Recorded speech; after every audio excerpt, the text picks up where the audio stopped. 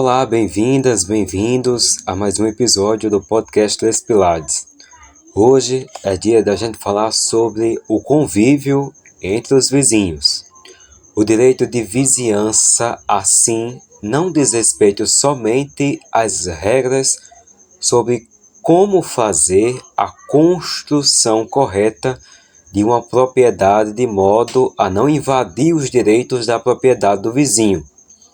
Ele também é composto por regras de boa convivência que protegem a segurança, o sossego e a saúde dos cidadãos. Essas regras estão previstas no Código Civil Brasileiro. Trarei para vocês as reclamações mais comuns que chegam aos advogados e que talvez vocês já tenham vivido ou presenciado. A primeira dela é o vizinho barulhento, o abuso de propriedade. Nesses casos, para que exista resposta no mundo jurídico, a perturbação de sossego por ruído além do permitido deve acontecer de forma reiterada, gerando riscos à saúde e à vida do cidadão, visto que a poluição sonora provoca estresse, danos psicológicos, auditivos, alterações no metabolismo e muitos problemas. Na esfera criminal, perturbar o sossego alheio é uma infração penal que pode gerar prisão simples de 15 dias a 3 meses ou multa de acordo com o artigo 42 da Lei das Contravenções Penais.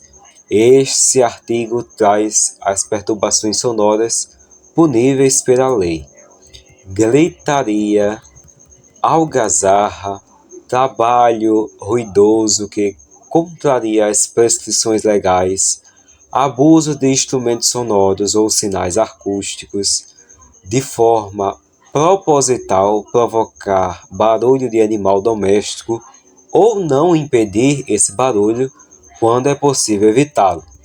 Cada cidade possui as suas regras sobre o silêncio, pois não existe uma lei federal que regulamente essa questão para todo o país.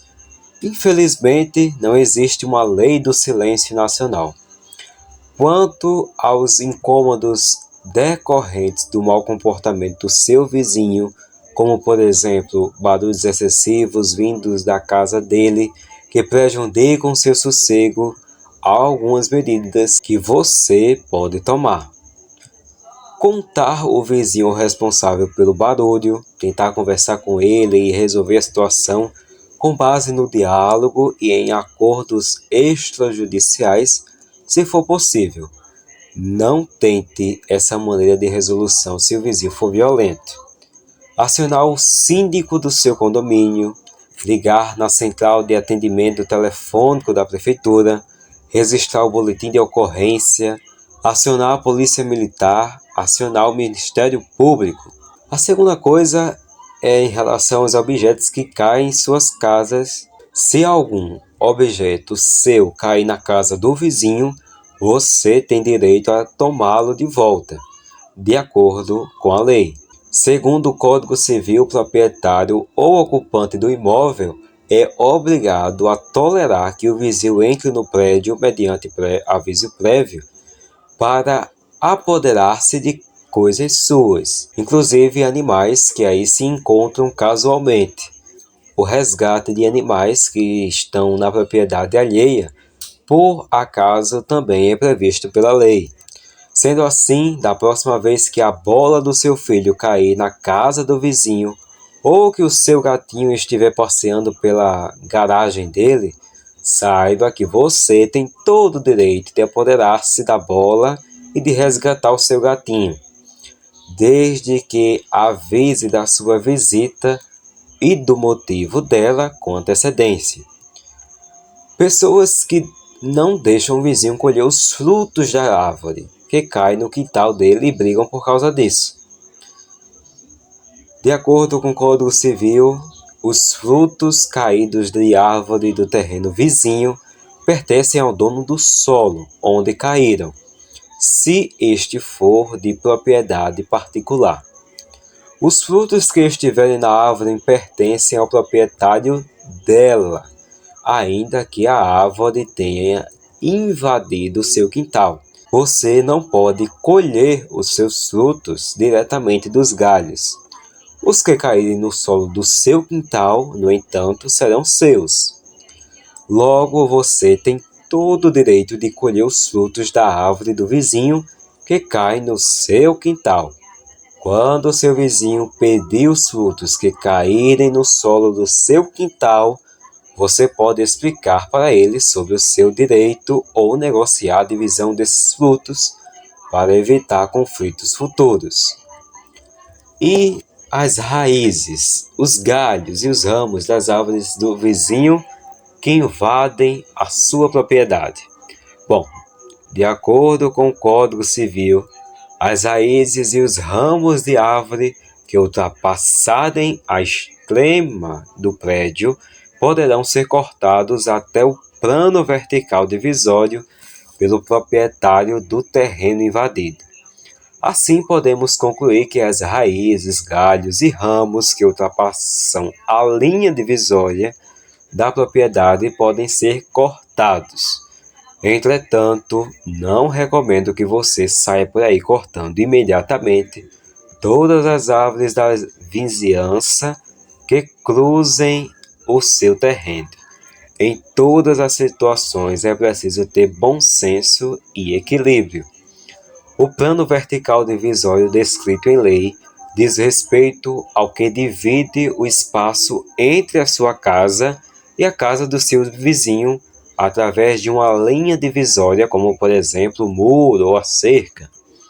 Apenas os pedaços de raízes, galhos e ramos que passarem do muro e entrarem em sua propriedade poderão ser cortados por você sem a necessidade da aprovação do vizinho.